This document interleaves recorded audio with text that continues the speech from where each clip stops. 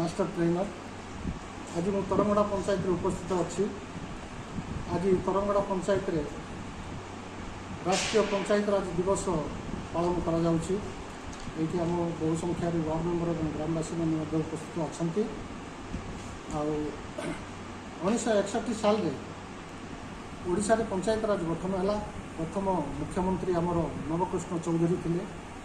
तांको मूल पंचायत कि भाव आग को अग्रसर बढ़ से प्रदान करते निजर मंतव्य आको स्मरण करने निमंते आज राष्ट्रीय पालन अनुसार राष्ट्रीय पंचायत राज पालन अनुसार एप्रिल 24 तारीख दिन पालन कराऊँ। किंतु पूर्व वर्ष मानक आमर ओडिशा रे एप्रिल 1 तारीख दिन ताकू पंचायत राज दिवस हिसाब से पालन करा किंतु संविधानिक नियम अनुसार राष्ट्रीय पंचायत राज दिवस एप्रिल मासर 24 तारीख दिन आज आमर प्रिय मुख्यमंत्री मोहन माझी आज घोषणा करते।